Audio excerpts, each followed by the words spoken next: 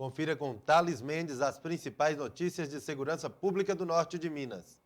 Após fugir de uma abordagem na noite desta quinta-feira, um homem de 26 anos foi baleado na perna por um policial militar em Montes Claros. O homem é albergado e tem passagens por roubo, tráfico de drogas e receptação de veículos. Ele não obedeceu à ordem de parada do veículo que ele conduzia. Além do motorista, 5 pessoas estavam no carro. Uma das passageiras é adolescente e possui mandado de busca e apreensão em aberto. A perseguição começou no bairro Delfino Magalhães e o carro só foi interceptado nas esquinas da rua Inhô Machado e Gabriel Pereira de Carvalho, no bairro Santa Rita. Um homem que estava no carro conseguiu fugir. Na fuga, o motorista se chocou contra 3 carros, mas ninguém se feriu. O homem foi socorrido pelos próprios militares até um hospital e estava consciente. Depois de atendido, ele foi entregue na delegacia com os demais envolvidos. No carro, os militares apreenderam porções de maconha e dinheiro. Também nesta quinta-feira, uma jovem de 19 anos foi ferida nos braços por golpes de canivete. Ela disse à polícia militar que foi agredida por 2 mulheres e que o motivo seria ciúmes. O crime aconteceu na rua Rui Barbosa, esquina com rua São Francisco. A vítima foi socorrida pelo Corpo de Bombeiros e levada até um hospital da cidade. Os militares fizeram rastreamento, mas não conseguiram localizar as agressoras e a Polícia Civil investigará o crime. Na manhã desta sexta-feira, 50 militares do Exército e também Corpo de Bombeiros voltaram à Serra do Mel para identificar pontos que poderiam reiniciar o incêndio, que aparentemente foi controlado. Segundo informações dos militares, é que 82 hectares, que é o que equivale a 82 campos de futebol, tenham sido destruídos pelo fogo. O incêndio teve início na Serra do Sapucaia no sábado à noite e foi em direção à Serra do Mel. Ainda segundo o Corpo de Bombeiros, uma força-tarefa foi montada e contou ainda com a participação das polícias civil e militar, Copasa, Brigada 1, Instituto Grande Sertão e voluntários. O helicóptero Guará do Instituto Estadual de Floresta foi utilizado para lançar água diretamente às chamas. As causas do incêndio estão sendo investigadas.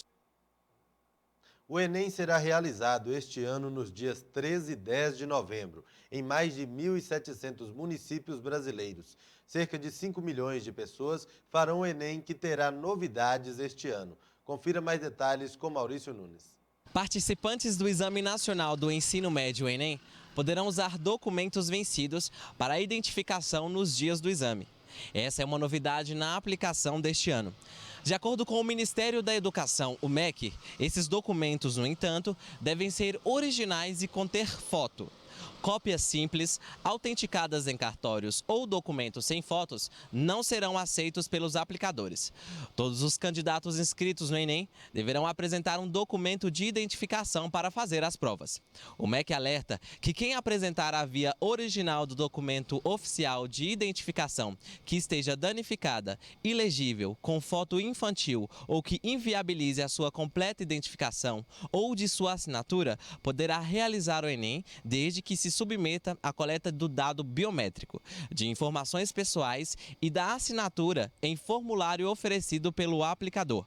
Participantes que perderem ou tiverem documento roubado ou furtado deverão apresentar um boletim de ocorrência expedido por órgão policial há no máximo 90 dias do primeiro domingo do exame. Os candidatos também terão que se submeter à coleta de dados e assinatura de formulários para fazer o exame.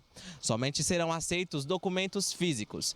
Documento digital em aparelho de celular não poderá ser usado como identificação. Um dos motivos, de acordo com a pasta, é que o documento precisará ficar visível na mesa do candidato durante o exame. Por questão de segurança, o celular será desligado, guardado e lacrado dentro da sala da prova. Maurício Nunes para o Jornal Gazeta Norte Mineira. Vamos ver agora com Amanda Sampaio a previsão do tempo para toda a região sudeste. Como previsto, várias áreas do estado de Minas Gerais registraram baixíssimos níveis de umidade relativa do ar na tarde da última quarta-feira. Eu separei aqui alguns dos menores valores registrados pelo Instituto Nacional de Meteorologia.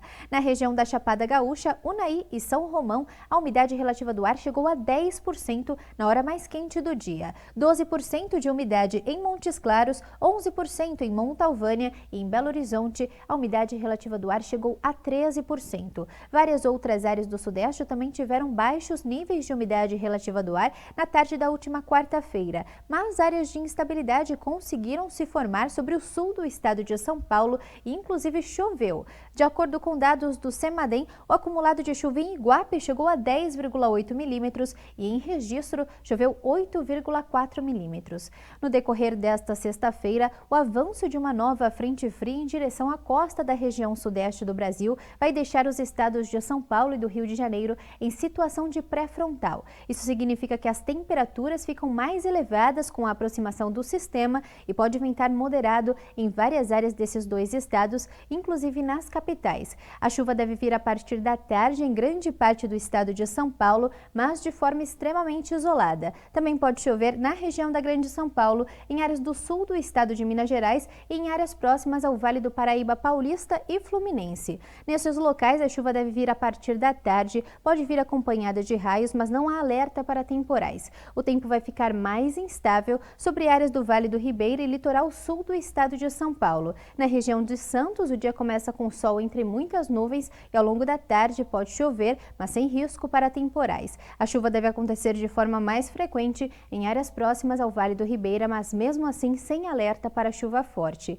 Na região do Grande Rio, dia de sol forte e muito calor à tarde, mas durante o fim da tarde e início da noite, com a aproximação da frente fria, o vento deve mudar de direção e aumenta a nebulosidade na capital fluminense. Nas outras áreas do Sudeste, inclusive em Belo Horizonte e também em Vitória, dia de sol forte e muito calor à tarde e não há expectativa de chuva. E olha só, apesar da aproximação dessa frente fria, eu ainda destaco os baixos níveis de umidade relativa do ar, principalmente sobre o Triângulo Mineiro e também na região de Belo Horizonte, onde os níveis podem ficar abaixo dos 20% nas horas mais quentes do dia. Falando das temperaturas, a mínima prevista em São Paulo nesta sexta é de 18, a máxima chega aos 36 graus e no Rio mínima de 20 e máxima de 38 graus. Em Montes Claros, o dia segue quente, não há previsão de chuva. A temperatura deve variar entre 37 e 20 graus. O Jornal Gazeta Norte Mineira volta em instantes.